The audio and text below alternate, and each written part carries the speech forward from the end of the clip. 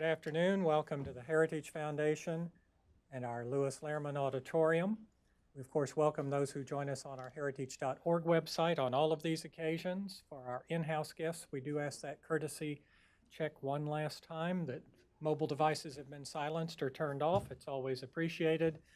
And of course, for those watching online, you're welcome to send questions or comments at any time, simply emailing speaker@heritage.org. Leading our discussion today is John Malcolm, who is Vice President for our Institute for Constitutional Government, among other titles at Heritage. Prior to joining us here, he held a variety of positions, including serving as Deputy Assistant Attorney General in the Criminal Division at the U.S. Department of Justice. He was an Executive Vice President in charge of anti-piracy operations at the Motion Picture Academy of America, and also the General Counsel at the U.S. Commission on International Religious Freedom. Please join me in welcoming John Malcolm. John? Thank you, John, and welcome everybody to Heritage. We are here today for a terrific book event for this book. Scalia Speaks, Reflections on Law, Faith, and Life Well Lived. It captures a series of remarkable speeches that the late Justice Antonin Scalia gave over the course of his distinguished career. They cover an array of topics, are brilliantly crafted, erudite, impeccably reasoned, and darn funny. There were times actually when I was reading some of these speeches where I thought I was reading a Noel Coward play rather than a speech by a judge. The book has received some fabulous reviews and is deserving of every accolade it has received. And we are very fortunate to have with us today the editors of this marvelous book. To my immediate left is Ed Whelan. Ed is the president of the Ethics and Public Policy Center, where he directs the center's program on the Constitution, the courts, and the culture. He's a regular contributor to National Review Online and is a leading commentator on the Constitution and the courts. His articles have appeared in several leading newspapers, opinion journals, academic symposia, and law reviews. In 2011, the National Law Journal named Ed among its champions and visionaries in the practice of law in D.C. I wholeheartedly concur with that. An honors graduate of Harvard College and Harvard Law School, Ed clerked for Judge J. Clifford Wallace of the Ninth Circuit Court of Appeals, and then for Justice Scalia on the Supreme Court. Prior to joining the Ethics and Public Policy Center, Ed served in a number of important positions in the government, including as Principal Deputy Assistant Attorney General in the Office of Legal Counsel at the Department of Justice, and as General Counsel at the U.S. Senate Committee on the Judiciary. As you might have guessed, Chris Scalia is Antonin and Maureen Scalia, eighth child out of 9, by the way. He works at a public relations firm, and his book reviews and political commentary have appeared in the Wall Street Journal, the Washington Post, the Weekly Standard, and in other publications. Shortly after Justice Scalia died, Chris wrote a reminiscence in the Washington Post. In it, he wrote the following: "My own most vivid memories of Dad are set at the kitchen table. Someone once said to my brother, 'You must have the most fascinating dinner conversations.' We always get a laugh out of that one. It's true that we often discuss law, history, and politics, but Dad's running gags ensured our kitchen would never be mistaken for a salon. Poor conversationalists got it worse than an unprepared lawyer during oral argument. If anyone said Dad would lead a chorus of ums to spotlight this oratorical shortcoming. Sometimes the umming would spiral into a rendition of Thus Spoke Zarathustra. For those of you who don't know, think the beginning of 2001: A Space Odyssey. After his confirmation hearings, we were more than happy to point out that he had often said to the senators."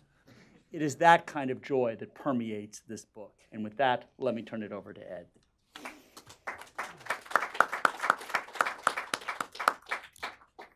Thank you very much, John. Thanks to all of you for being here. It's really been a great pleasure for me to co-edit this wonderful collection of speeches by Justice Scalia.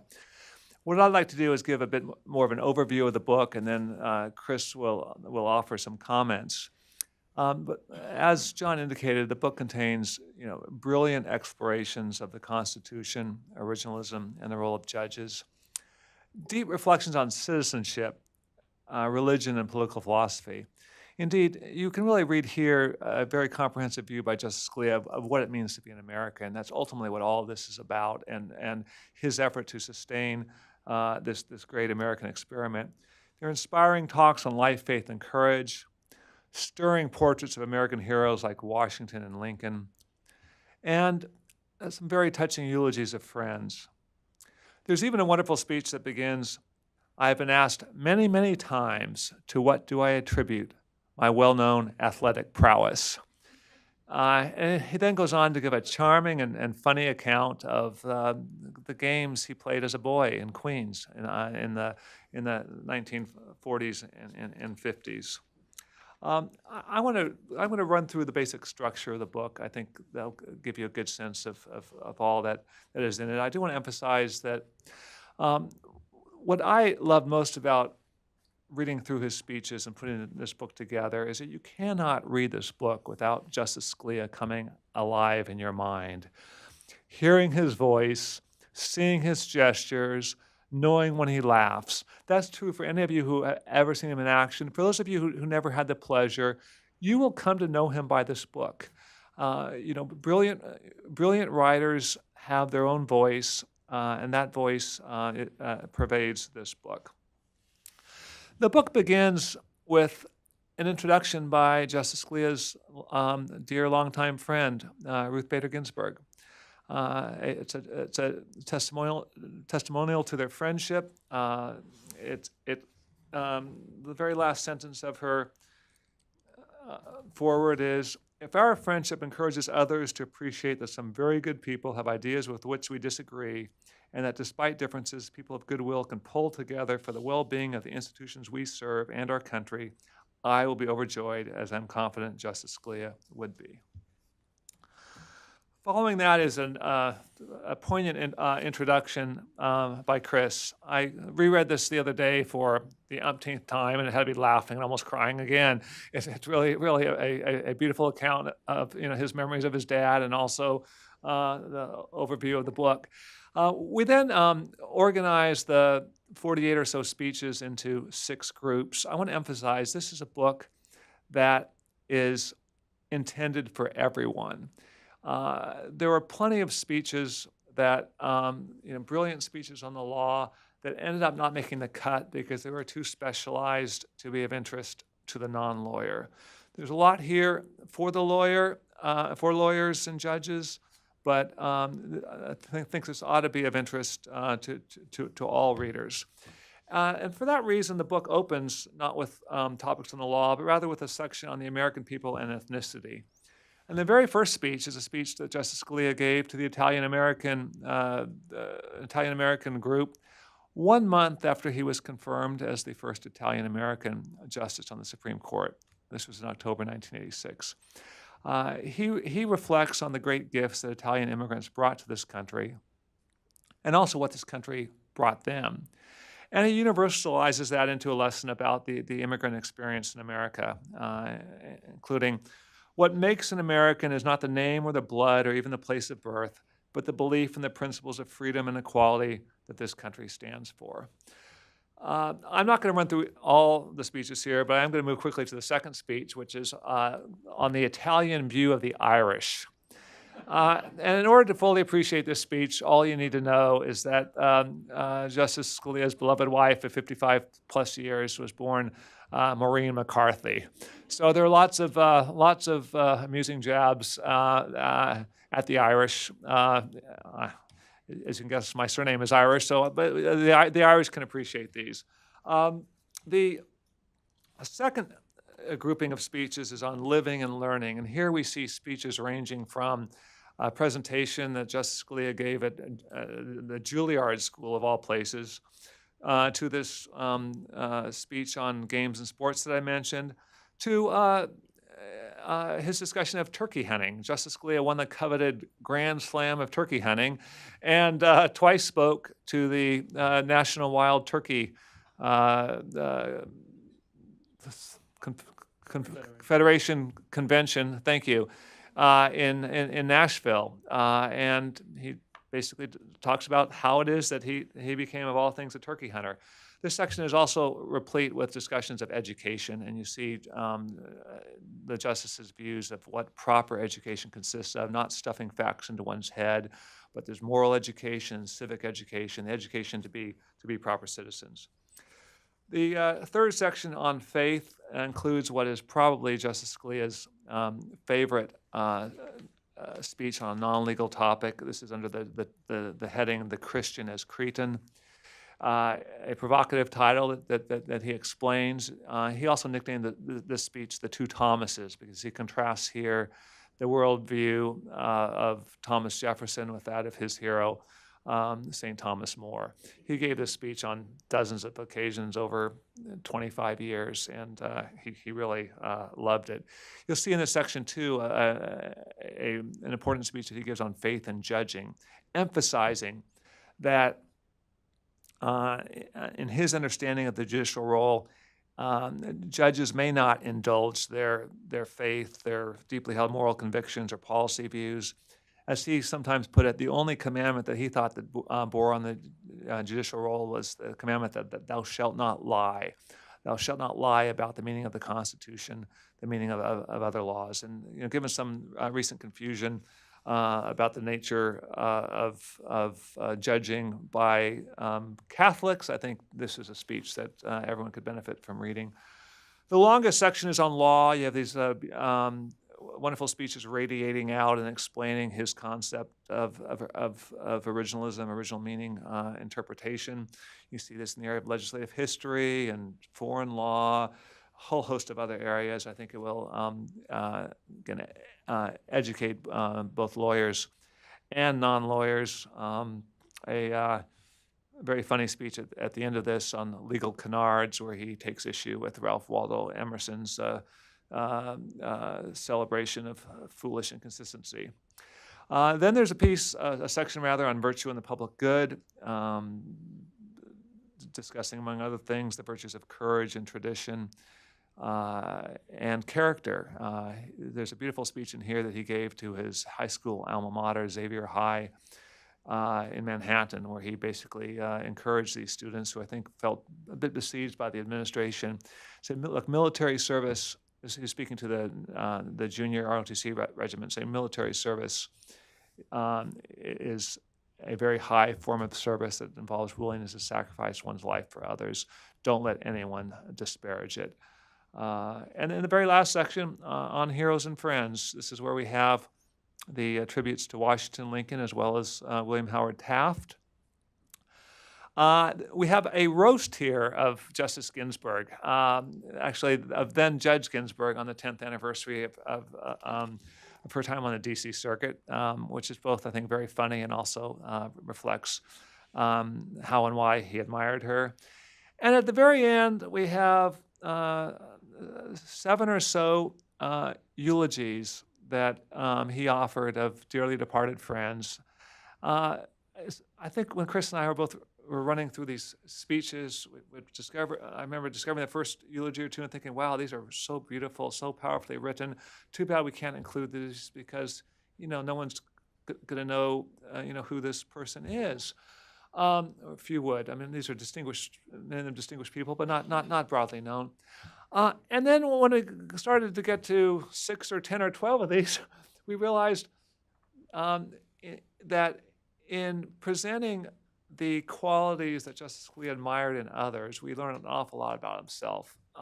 There's some very beautiful things here, including, it's hard not to read these without thinking about our loss of him. When he says, for example, I never had a chance to say goodbye. That's true for so many of us.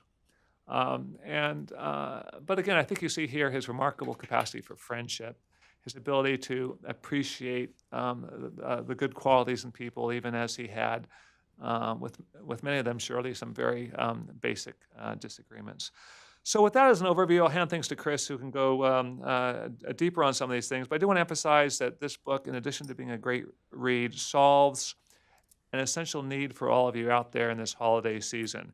If you're thinking, what do I buy for that niece or nephew or brother? You have your answer here. But you don't need to wait till Christmas to buy it for yourselves. Very subtle. That's me. We've made a number of TV appearances and radio appearances. We're still trying to book a time slot with QVC or Home Shopping. That's eluded us so far, but there's still hope. First, thanks all of you for being here today. Really appreciate you coming out here. And thanks to John and Elizabeth for organizing this. I'll say just a few words, I think, about the process of putting this book together with Ed.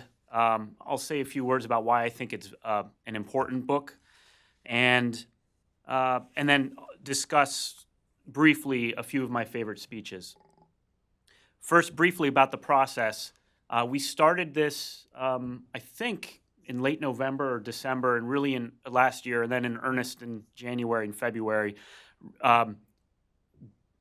Finding the speeches, getting them all together, making sure we had them all, and then once we had them, reading through them. So we had basically several binders and a box of loose papers that we sorted through and read. And I think we estimated close to 200 speeches, what we ended up reading through, which sounds much more painful than it actually was because they were great speeches. So it was really a pleasure to read all of them. And obviously the hardest part was deciding what speeches to include and which to exclude. Really, which to exclude was the hard part because they were all of such high quality. All of them had really interesting observations and points, and all of them gave insight into Dad as a person and as a judge. But as Ed said, our focus was on a general readership. So there were some speeches that going into the process we were pretty sure we would include. We ended up not including because there were ones that were more accessible for a lay reader that made kind of more or less the same points. And again, lawyers will be interested in this book, but not only lawyers would be interested in it. As far as the actual editing process went, we didn't really need to use a red pen very often. For one thing, red pens are offensive. They make the reader feel less than, and that's wrong. But also, Dad's speeches were also already very polished. He had delivered a number of these speeches numerous times already, so they'd gone through many drafts. That was true with almost all the speeches, really. We really had to put the most thought into how to organize the collection, how to kind of, Ed gave the overview of how the thematic organization is, and that required some thought, but not too terribly stressful. And then we just tried to contextualize the speeches by offering very brief head notes leading into all of them. I think that as far as why the book is important and why we thought it was so important to work on it is this is just an important way to get Dad's ideas into as many people's hands and minds and hearts as possible after his death. Obviously a lot of his opinions will endure and still be read, but not by as many people as I think these speeches would be. Because again, these are more accessible than opinions. As great as my dad's opinions were, and as great a writer as he was, including of legal opinions are necessarily kind of, they have to follow a certain set of conventions that put off a lot of readers. They're more intimidating than speeches. And Dad delivered a lot of these speeches for lay audiences, so he could do away with a lot of those conventions. And the speeches also allowed him to show a more personal side. And though his opinions were often pretty funny, these I think are more consistently funny maybe, and definitely more personal in a way that wouldn't have been appropriate for the opinions or the dissents. And I think one of the things that struck me about the speeches in the law section in particular is that it really gave him an opportunity to give a full argument, a full uninterrupted argument about why originalism is the best way, not a perfect way, but the best way to interpret the Constitution, and why textualism is the best approach for judges when interpreting laws. Because he could address counter-arguments, He didn't need readers aren't distracted by footnotes, and he could just lay more of an historical argument out than he would be able to in an opinion. So I think the speeches here are clearer defenses and explanations of originalism than you find in a lot of the opinions. I haven't run that idea by Ed, so I could very well be wrong. But and I think that's one of the reasons he spoke as often as he did.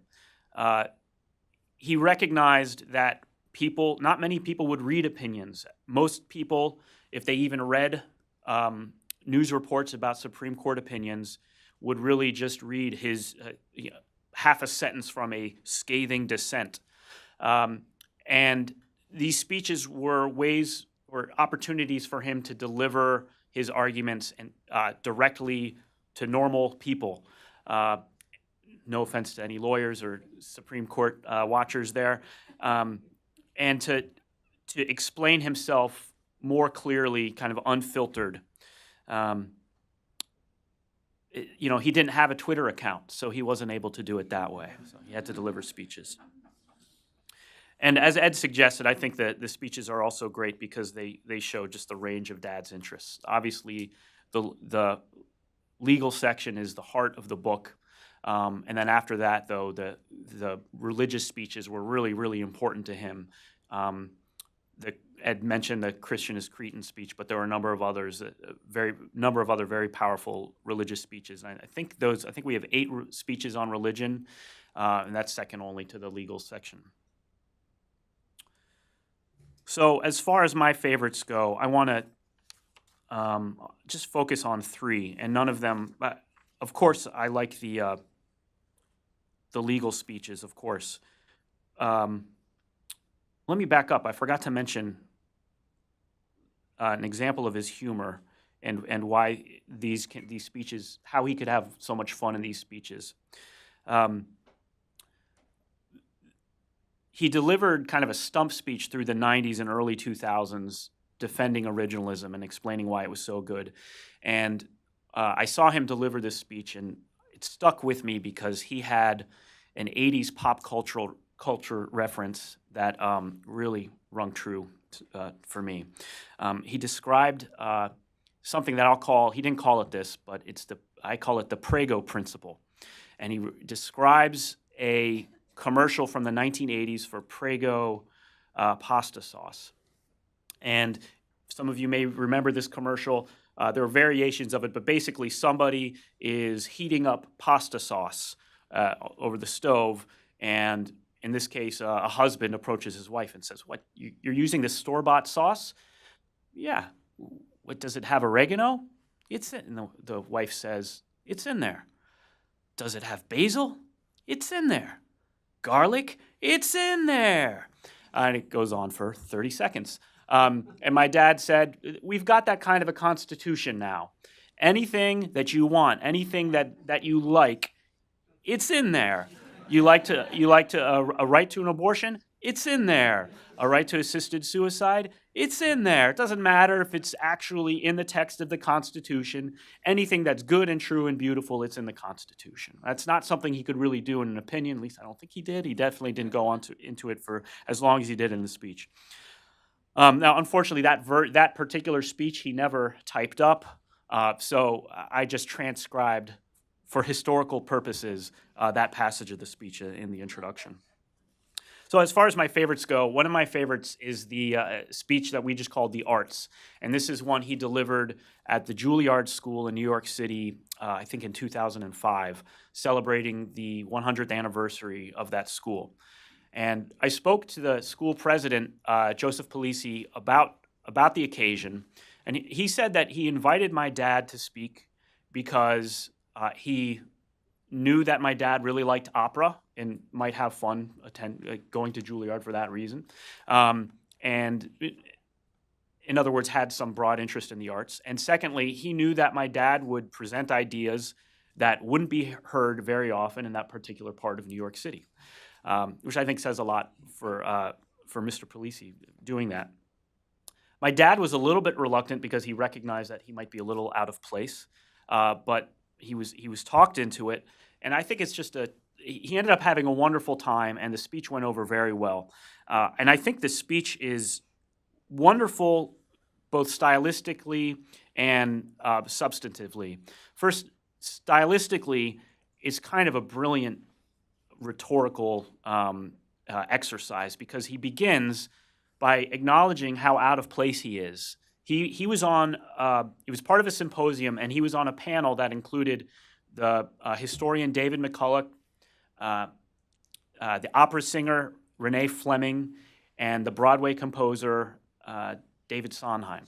Stephen Sondheim, thank you. He acknowledged right away at the beginning of the speech, I know I'm a little bit out of place here, I'm paraphrasing, but here's why I actually should be here. Here's why lawyers actually matter to the arts. And he goes on to explain that lawyers make it possible for the arts to flourish through for example, contract law. So he spends a lot of time kind of establishing why he should be there, despite the apparent incongruity.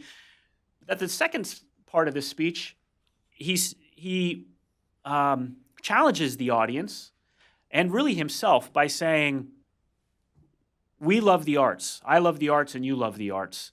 But not everything we love about the arts is protected by the First Amendment. Just because we like, it's kind of fitting into his broader argument that just because you like something or think it's good, it's not necessarily protected by the First Amendment. And he defended that point by explaining what the freedom of speech meant at the time of the founding. It didn't mean, for example, music. It meant more than just actual speech, but it didn't mean music, and it wouldn't have meant sculpture. For example, you could theoretically ban music because it's ugly, or sculpture because it's ugly, not because of the ideas it presents, but because it's ugly. Now, that would be stupid, but it's technically constitutional. And my dad liked to say that he wished he had a stamp that just said, stupid but constitutional. And someone eventually sent him such a stamp. But that's kind of in keeping with that theory of his. So it's just a wonderful speech because he disarms the audience, wins them over, and then challenges them at the end. And that's kind of what he does in a lot of these speeches. He didn't like just telling audiences what they wanted to hear, because as he says in one of these speeches, if you tell people what they already want to hear, you're telling them really what they already want to believe, and there's no real purpose to that. I also really like his speech on writing well. This is a speech he gave to a group of lawyers about writing well. He was given a Lifetime Achievement Award by an organization called Scribes, which is devoted to improving legal writing. And in that acceptance speech, he explains basically his approach to writing, and he emphasizes that writing well takes time and sweat. And he tells a story of a freshman composition professor he had at Georgetown who really challenged his writing in a way that nobody had challenged before. And he told me this story often too. It was, I think, one of the reasons I really liked this speech. This professor gave a writing assignment every week, and whenever he returned the assignment, Dad's grade would be lower than he was frankly used to getting. So he would work harder and harder on these essays. And I think that was a way for him to realize that, well, a couple of things. First, a good teacher and a good professor can have a lasting effect on a student. And secondly, that writing takes, as I said, time and sweat. He also has a great line in that speech about sloppy writing being a reflection of a sloppy mind, which I think is pretty true, especially if a sloppy mind or sloppy thinking, and probably without the time and sweat being in there, maybe just a lazy mind as well. The last speech I want to talk about very briefly, Ed mentioned the memorials and tributes. There's one in particular I thought was beautiful, and this is one in tribute to the former dean of the UVA Law School, Emerson Spees. I was not born when my father was teaching at UVA Law School, but my older siblings used to call Emerson Spees Uncle Emerson. So their families were, my family was very close to him and his family. And this is just a type of writing that again, my father did not get to exercise in his opinions. And I just wanted to read a particularly beautiful passage from his tribute to Emerson Spees. There, he's describing a cottage they used to go to in Charlottesville that Emerson had. And there, those who are fortunate enough to have experienced it will recall another aspect of Emerson's life. Emerson, the azalea grower. I suppose there are more impressive displays of azaleas somewhere, perhaps in the Arboretum in Washington. But I have never enjoyed anything as much as the spring party Emerson used to throw for the faculty, when we would stroll through several acres of resplendent azaleas, gin and tonics in hand, taking only slightly more pleasure in the flowers than we did in Emerson's childlike delight in having produced them. I think that's a beautiful snapshot of this man whom I never met but comes alive for me here. And it's just beautiful. It seems like a passage from a short story to me, just the vivid imagery there. And I'm now realizing also I like this passage because it reminds me of how much Dad liked working in the yard. I did not share that enthusiasm as much as he tried, but it's just now dawning on me that there must be some sort of connection there. That's all I have to say about the speeches. I'm happy to answer any questions. Yes. So actually, you actually touched on something, Chris, that really struck me in this book. So you talked about his speech at Lincoln Center with Renee Fleming and Stephen Sondheim, and at the very end, he goes on and he says, look, if the National Endowment of the Arts or some other arts organization wants to defund something, they're perfectly right to do so, and it's their right to do so, and it's not stopping the speech, just saying we're not going to pay for it. And that's an example, and there are many of them, in which your father's views as a contrarian really come through. I mean, I was struck at how he would go to different groups that would ask him to speak, and he would resist. He would resist saying what he knew they would want to hear. He speaks to the group of Thomas Aquinas, and he's a father of natural law, and his entire speech is about how natural law is not. If I may, this was the last time I heard him speak. This was January of 2016. The Dominican Order was celebrating its 800th anniversary. It was a wonderful, big event at the Dominican House of Studies here in Northeast D.C. And, of course, Thomas Aquinas is the master intellect of the Dominicans. Justice Scalia goes in there and says, well, he may have been a great theologian, but I think he's more like Justice Brennan when it comes to the law. It was a wonderful evening, but that's just one example. How he would he wanted to mix it up. He loved argument. So I want to give another example. I just found it, but I could have picked many. So here he's being given an award by a very large Catholic group. And in it, he says the following. He says, I find myself somewhat embarrassed when Catholics or other opponents of abortion come forward to thank me earnestly for my position concerning Roe versus Wade.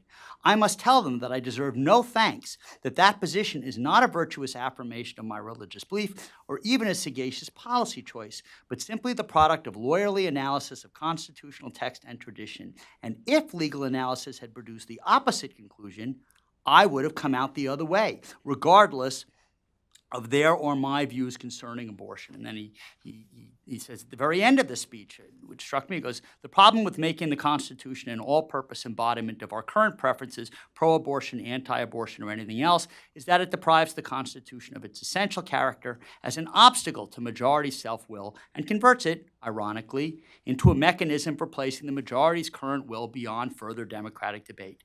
The danger of that development and the consequent need to restrain yourselves from asserting that all your deeply held beliefs are constitutional imperatives is the only moral I hope to leave you with this evening. And this is what I love.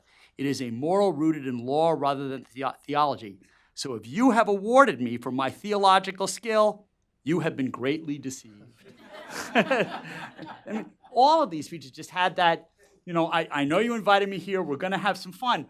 But I'm going to challenge you, and I'm going to niggle you, and I'm going to make this, make you think a little bit. Tell us how this sort of permeated his personality. What was there about this? He never disagreed with anything his children said. Well, I mentioned in the introduction a story my brother, Father Paul, tells about when Dad visited him at Holy Cross. I don't even really remember what the context was, but he just said to Paul, "Never tell them what they want to hear." And Paul kind of understood that as Dad recognizing that Paul was considering becoming a priest, and that was the key to being a good priest. But it was obviously something Dad applied to his own speeches. Another great example is, I mentioned the award he received from Scribes. It was a Lifetime Achievement Award, and he began that acceptance speech by saying, "Thank you, but please change the name of this award." Oh, yes. Lifetime Achievement Award is something that, when you think of that name, you think of the Oscars, an Oscar being given to somebody 90 years old with a cane as kind of a way of saying, "Sorry we didn't give you this before, but here you go, now that your career is over." So he said, change the name. Not the way most people would try to win over a crowd, but there you go. I guess he already won the award. What could they do? But I think that just on a personal level, I mean that he liked to argue, and he liked to analyze and criticize received opinion. I would have just been ummed by him there. So that's why there are a couple of speeches in here where he picks apart legal canards or cliches. These speeches were opportunities not to inspire solely, though I think that the speeches are in many instances kind of inspirational, but to challenge and to provoke. It seems to me those were kind of central purposes of why of his speeches in general. And he loved argument not as a vehicle for gotcha points, but as a pursuit of the truth. He believed very much, and certainly saw this internally as law clerks, that vigorous argument back and forth ought to be a means of figuring out what's right. I think he carried that conviction with him throughout his judicial career, and I think that explains why he would so vigorously argue with others. He expected them to vigorously argue back. And in fact, he admired particularly those colleagues of his who would engage with him rather than simply saying, "I've got my 5 votes, I'm not going to try to answer this." And you see this in his writing as well. Again, writing was such hard work because the goal of writing is not to cover over a predetermined path to a conclusion you decide you want to reach. Writing involves thinking at every stage. Every word matters. And sometimes he would come to us and say, "This doesn't write," which would mean the initial intuition he had about what the path was to a particular result turned out not to work. When you all know, all good writers know, when you actually put pen to paper or fingers to keyboard and see how something plays out, you discover, oh, there are intricacies you didn't imagine. So again, for him, writing was so difficult precisely because it was an exercise in getting things right. There's a quote I remember from Oscar Wilde at the end of a day where somebody said, "How are you feeling?" He says, "I'm absolutely exhausted. I spent the morning putting in a comma and an afternoon taking it out." And I can't find the exact quote, but it's in one of the early speeches in the book where your father says that the secret to his considerable charm is always saying the right thing on the wrong occasion, or at the wrong time. This was, I think, in the speech he gave on original meaning to the Attorney General's Conference on Economic Liberties in 1986, about just days before he was nominated by President Reagan. Basically, he went in to this group and said, "Attorney General Meese and all of you others who have been talking about original intent, that's a confusing and misguided label. It suggests we're looking at the subjective intention of the framers. We need to focus instead on original meaning, on what the public meaning of the words is." So, but again, time after time, he would make sure that he countered the built-in biases of his audience. Yeah, I think that Ed Meese is often credited with being one of the quote-unquote fathers of originalism. Would have certainly accepted that as a friendly amendment. Absolutely. To this. So I was curious when you were going through this. Did you talk to, Chris, for instance, to your siblings? And Ed, did you talk to fellow clerks and other justices? I talked to Chris's siblings. They were more responsive to me, I think, than they were to him. Jealous. Actually, most of my talking, John, wasn't with justices. It was with people who had organized or attended these talks. Look, when we received these speeches, some were in paper form, others were electronic files. There's hardly a speech that would say on its face when and where it was delivered. There would be some internal clues you might refer to in a decision last term, we did such and such, or I'm delighted to be here, blah, blah, blah. But we wanted to really nail down when and where these speeches were given. And that involved a lot of work, and it also involved calling people up. One of my favorites was this speech he gave to the Marine Corps Air Base in remote Cherry Point, North Carolina. I had this speech, and scribbled on the top was Captain Danzak.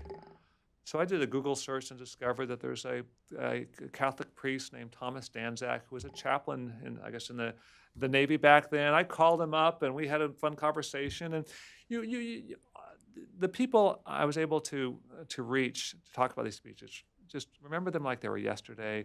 We're always so grateful for Justice Scalia's generosity in speaking at all. And this fellow had contacted Justice Scalia out of the blue and thought, he's never going to say yes, but what's the harm in asking? Lots of them would send pictures or tell stories. Those were the sorts of engagements that I had, including with the fellow who taught him to hunt turkeys. And they would often say things like, that was a highlight of my time at XYZ. They remembered it, and they always remembered the occasions very, very fondly. I do want to emphasize, I don't think we've said it so far, that there's only a handful of these speeches in this book that have ever been published anywhere before. The vast majority are entirely new. The handful that are there are collected in one place for the first time. And again, I think you'll find that it just provides tremendous insights into the worldview of Justice Scalia, his understanding of America, of faith, of life. Did either of you read anything or in any of your discussions discover something that you either didn't know or that surprised you? Well, I mean, some of the speeches surprised us, like the turkey hunting one and the arts one at Juilliard that I mentioned. I didn't know he delivered either of those speeches. And I think that the overall quality, I can't remember if Ed had mentioned this, just the range of topics and the overall quality spanning all of those topics surprised us as well. Yeah, I would mention a couple things. First is his admiration for George Washington. He saw Washington as the greatest of the founders. Not, he emphasizes, because of Washington's intellect. He says, look, there were others who are far more intelligent, but really because of Washington's character and leadership. And there are plenty of discussions of Washington in the speeches, cites to his farewell address, Thanksgiving proclamation, his beautiful speech on religious liberty, the letter to the Hebrew congregation in Newport, Rhode Island. So I think you really see in that, as well as in discussion of the other founders, Justice Scalia's deep identification with the founding. Beyond that, again, I think from the tributes at the end, you see his great capacity for friendship. We live in a highly polarized America right now, where few people make friendships across ideological lines, and not only with Justice Ginsburg, with any number of other individuals. He had these deep friendships where he mourned the loss of his friends and celebrated their wonderful qualities. So I think there's a lesson in that for all of us. So in a moment, I'm going to open this up to questions. So start thinking about this. I want to ask one other thing, touching upon what you just said, which is his quality for friendship. So obviously, Justice Scalia was quite famous, and deservedly so, for his sometimes biting dissents.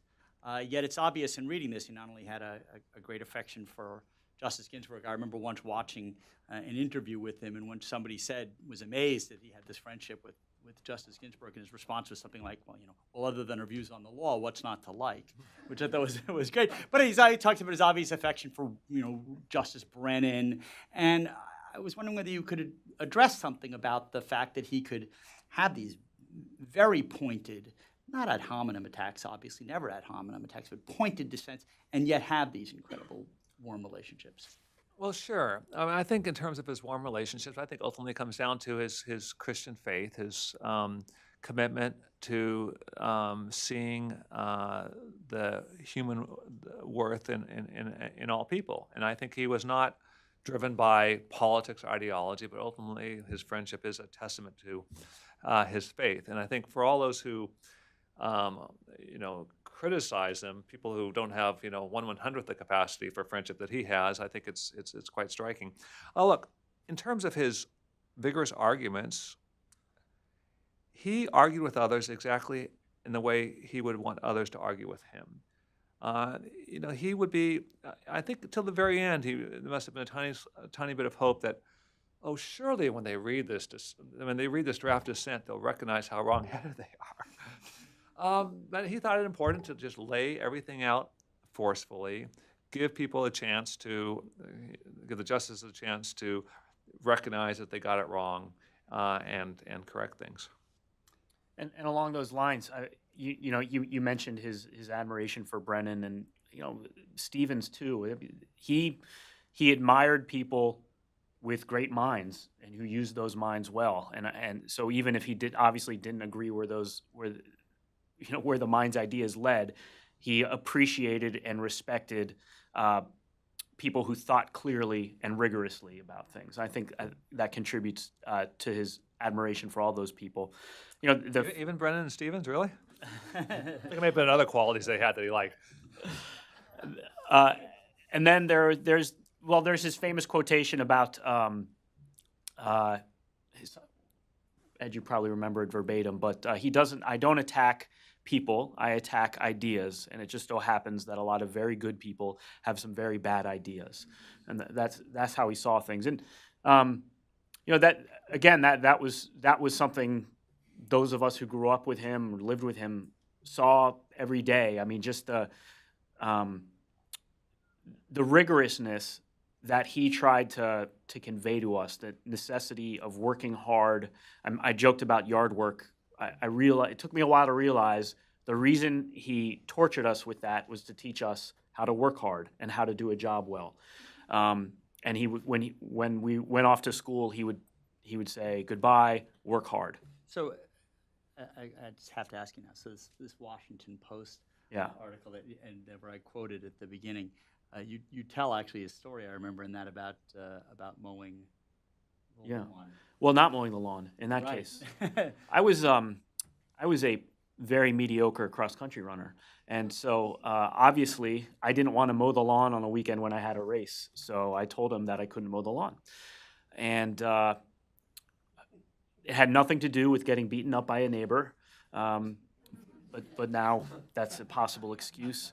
And so I convinced him somehow. So that's an important lesson. He was open to being persuaded. I persuaded him that I didn't need to mow the lawn or shouldn't mow the lawn, and he did it instead, but was sure to point out that he probably had better things to do too. I guess the one last comment it makes, you talked about friendships and the rigorousness of his analysis. I mean, I guess having read many Scalia opinions, I hadn't focused on this quality. So we said, well, when you write a dissent, you can sort of say what you want to try to persuade future generations in lower courts. But when you write a majority opinion, you can have the option, if you want to, of just sort of ignoring the dissent. That was not your father's way. He wanted to make sure, even though he had already commanded a majority, that he addressed every salient point by the dissent, which I think shows the respect that he showed to his colleagues and also the importance of the analysis. That was key to him. So with that, let me open it up for questions. If you have a question, I would ask that you identify yourself and keep it short and end it with a question mark. Any questions from anybody? No? You've all been dazzled? Well, let me mention, as John indicated, this book has received just a host of wonderful reviews, including in the last week in the Wall Street Journal, the Washington Post, the New York Times. I think the biggest area of disagreement, and I say this as a tribute to Justice Scalia, not to anything that Chris or I did, but the biggest area of disagreement among those 3 reviews is whether to use the adjective marvelous or magnificent. Again, I think you and your loved ones will love this book. I'm trying to buy time for some of you to come up with questions here. So, Well, I would say this in the absence of seeing any. I think. oh, here we have one. Yeah, there are a couple. Oh, we got one. Okay. Where do we have a? This lady here. Yeah. Hi, I'm Jenny Ho. I'm most impressed with the role model example that Justice have shown us. I would like to know a little bit more about the family scene. Mhm. Parenting, I think, is most important. And I think Justice Scalia can be a role model for us if you can shed a bit more light as to some of the things that you would follow his footstep in parenting your children. My publisher has advised me not to answer that question until my memoir comes out. So I do not have 9 children. I have 3 children, and it feels like I have 9 children, though. And I marvel at what my parents pulled off. But my father would always say that my mom did most of the heavy lifting with the child rearing. She was a stay-at-home mom, and but Dad was a constant presence too. He made a point of being home every night. We always had a family dinner.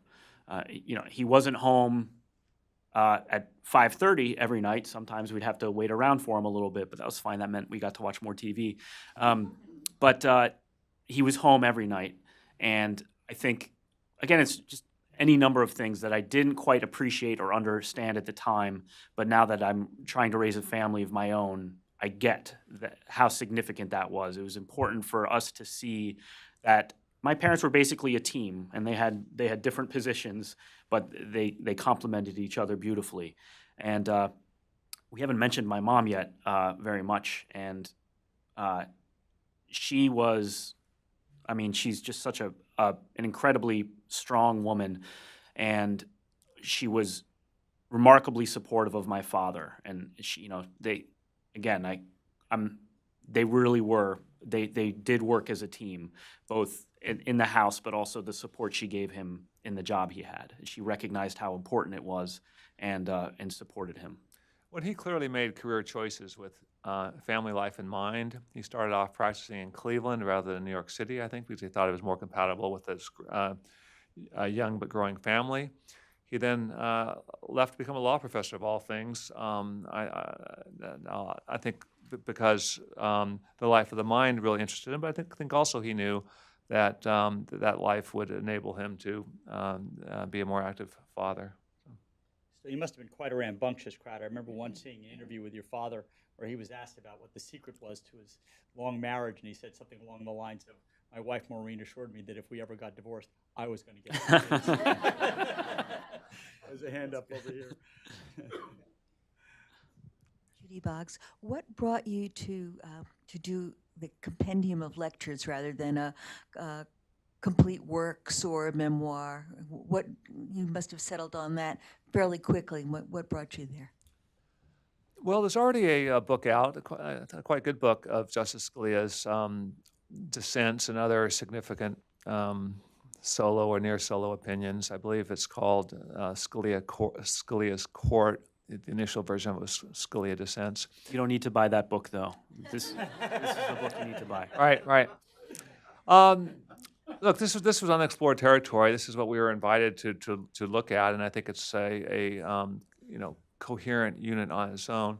There are also lots of, panels that Justice Scalia took part in where he didn't have prepared remarks. There are, media questioning. There's a whole host of material that one could go through to try to come up with more material.